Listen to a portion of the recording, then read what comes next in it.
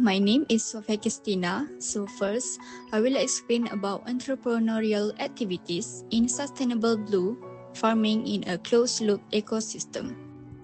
So what we know, Sustainable Blue is a land-based salmon aquaculture facility that located on the Bay of Fundy, dedicated to environmentally responsible and sustainable fish farming practices.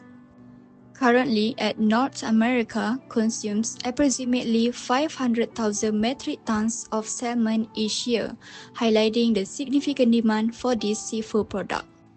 Despite the high demand, North America produces only about 140,000 metric tons of Atlantic salmon annually. This is because the salmon can only be farmed in the ocean at a certain latitudes, where the water stays within a temperature range they can survive in.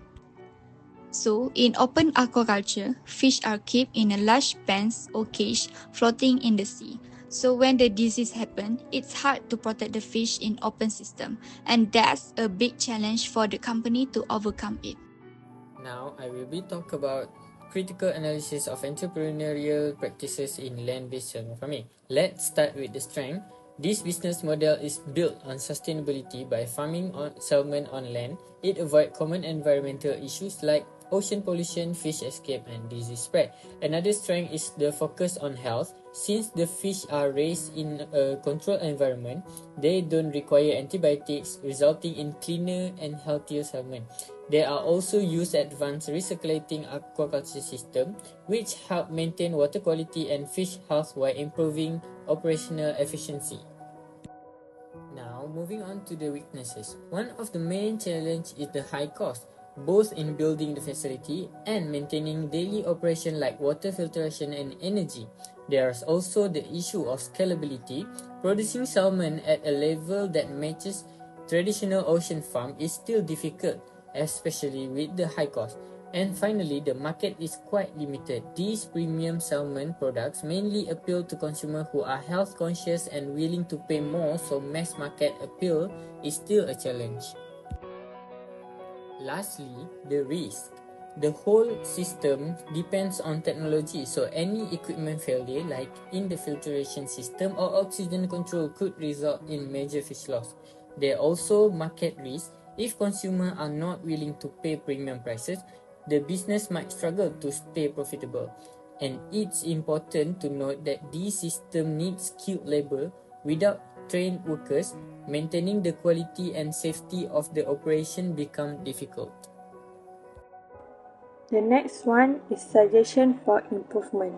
Although the company is doing well, they can still improve by using renewable energy, smart technology, backup water or oxygen system, and educate more customers. The first one is use renewable energy. Their system use a lot of electricity, so they can install solar panels or wind turbines to get power from nature like sun or wind. This will save money in the long run and better for the environment. The second one is use smart technologies.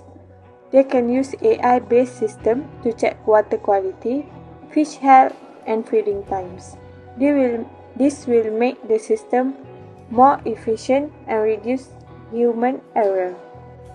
The third one is add backup water or oxygen system. If the power goes out, the fish can die quickly, so they can install backup generators or oxygen tanks for emergency. The fourth one is educate more customers.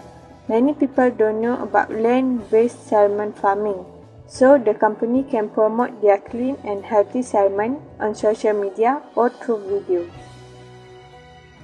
Next, entrepreneurial innovation and value creation.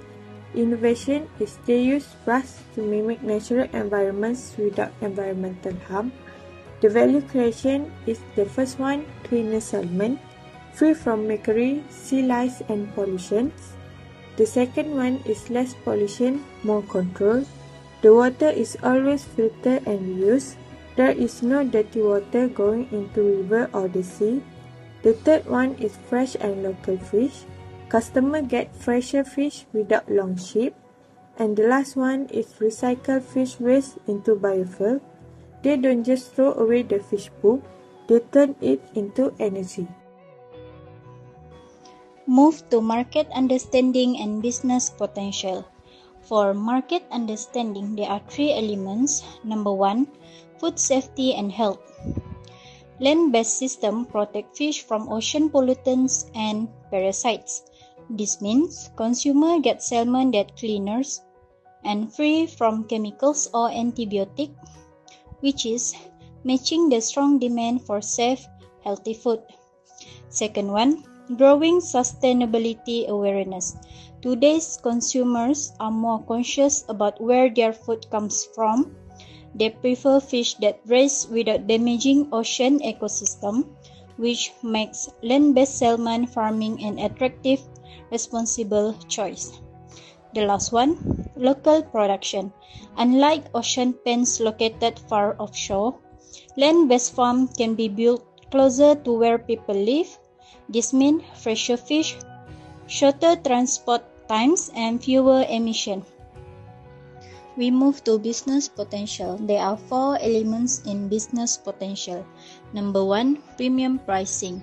Because this product directly addresses consumer concern like sustainability, no sea lice, no antibiotic, and a fully controlled farming environment, producer can charge a higher price than conventional farm salmon. This premium pricing helps recover the high production costs and attract eco-conscious buyers.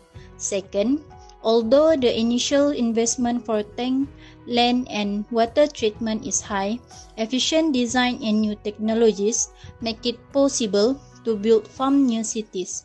This means shorter supply chain, fresher product, and better access to local premium market.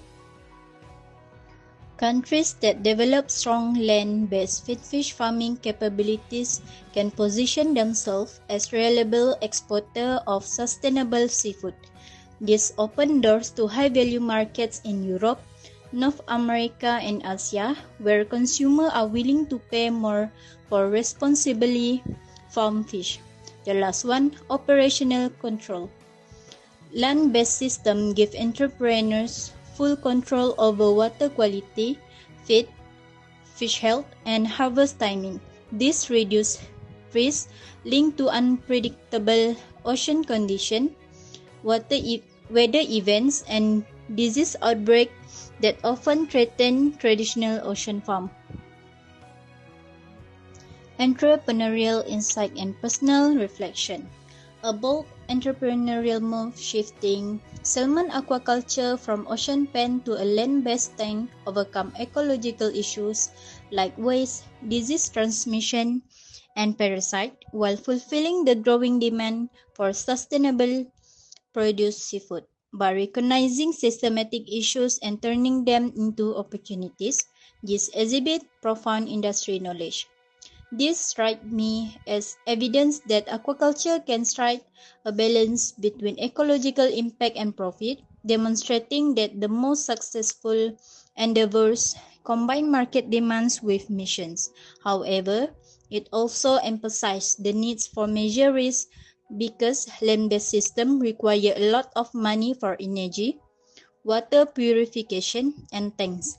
This strategy that prioritize long-term gains over immediate financial gain, which is a strategy I hope to use in my own initiative.